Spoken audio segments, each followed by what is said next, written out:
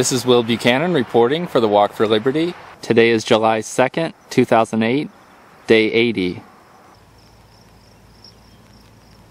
I like the old buggy they have.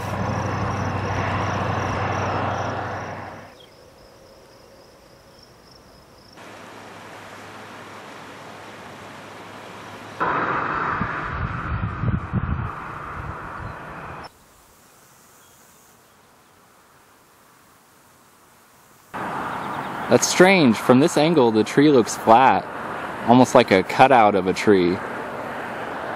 A couple items of update on things I've talked about recently. Recently, our RV battery had died due to the alternator cable getting broken. And although we fixed that problem, the battery died again yesterday.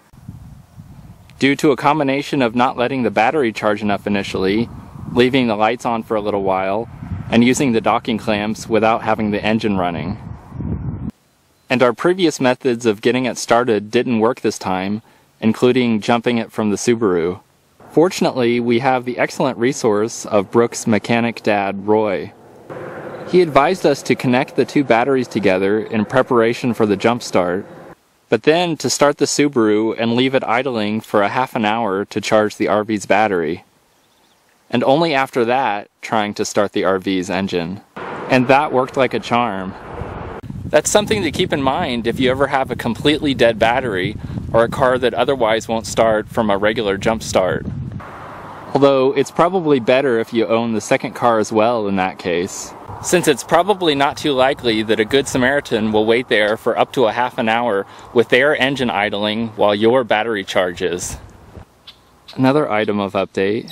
We had met a couple days ago with John Smithers, the city editor for the newspaper The Missoulian. And although he didn't have a reporter available at the time to cover our story, he thought the editor of their sister paper in Helena, which is the city we're approaching, might be interested. Since the editor was a good friend of his, he said he would email him about our story, and told us to call him a couple days from then. So I tried to call him today, but it turns out his editor friend is out of town all week. And unfortunately, the fill-in editor seemed less than enthusiastic about covering our story.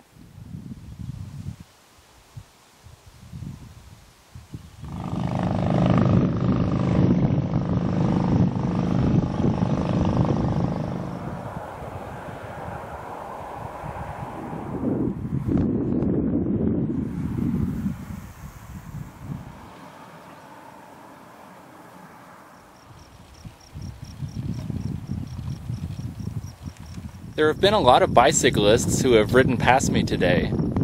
I spoke to one at a rest stop a while back, and she said it was the annual bike ride for the American Lung Association. I certainly like the idea of people having healthy lungs. I would never give money to that organization or others like it. The reason is they lobby Congress and state and local municipalities for a variety of anti-freedom laws and spending bills. And I don't want to spend my money to support an organization which spends its money on trying to grow the size of government and generally making everyone less free. On the one hand, I can understand why they do that. They see smoking as bad and harmful to people. So therefore, they want to do everything in their power to stop people from smoking. And they probably just see government as another tool they can use to accomplish their mission, and aren't fully aware of the fact that government is just an organization of individuals which uses force on people to get what it wants. So, for example, they might lobby Congress to get funding for stop smoking programs. But since Congress gets that money from people whom they threaten with violence if they don't pay it, that's essentially equivalent to the American Lung Association asking a mobster to go out and collect $100,000 from some people and to break their legs if they don't pay up.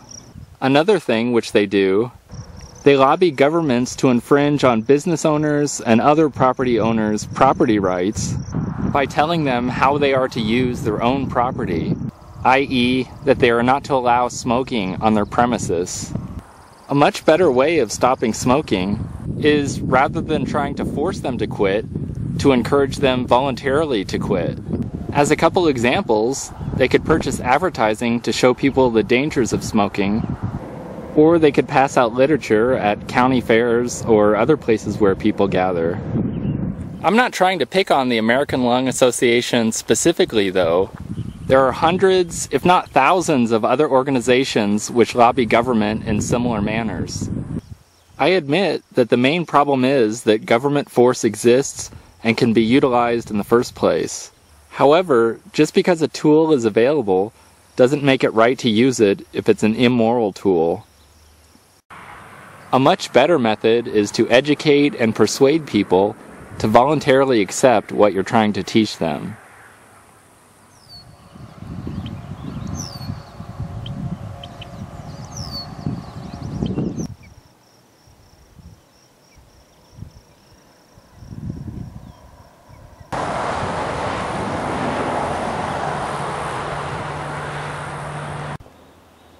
I walked about 18.5 miles. Here's my GPS position. This is Will Buchanan for blog.walkforliberty.com, signing off.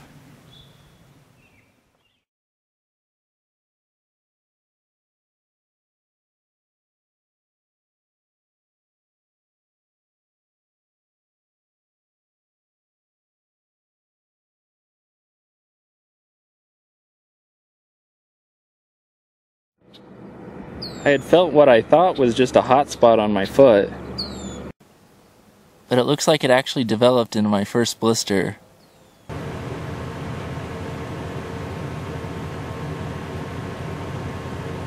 I guess my streak is finally broken.